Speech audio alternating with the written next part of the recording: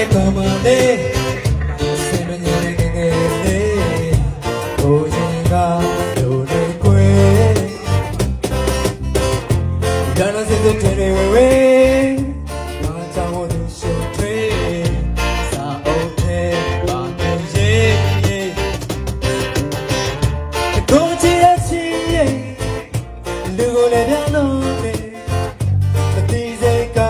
ညာတဲ့ဆုံးရှုံးပြီးမှတဲ့တဘုံနာရဲ့ချစ်ကြတဲ့လူပဲဘယ်သူချစ်ခိုင်းလို့ဘယ်သူကပြောသွားလဲဘယ်သူကပြောသွားလဲဆွေးနေနေတာပြောစမ်းဘယ်သူကပြောသွားလဲဘယ်သူကပြောသွားလဲတရားစကြောင်းကချစ်ရပါပြောစမ်းပါ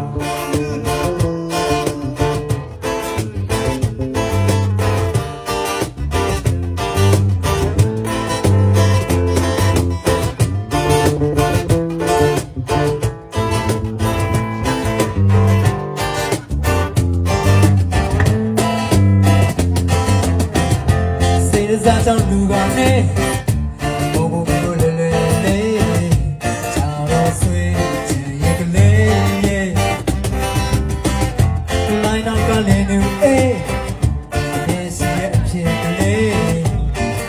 ဒီနေ့ဆိုရှင်လေးရဲ့အစင်စားတဲ့နေ့အဖြစ်မဲ့ကဝေးလို့ဟောင်းတဲ့ဟူ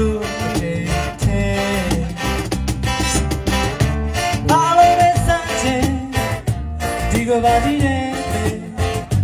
ချွင်းချက်ကဘူးနဲ့ဘယ်သူစခိုင်းလို့ဘယ်သူကပြောတော့လဲဘယ်သူကပြောတော့လဲမစတဲ့ဆွေးနေပြောစမ်းဘယ်သူကပြောတော့လဲ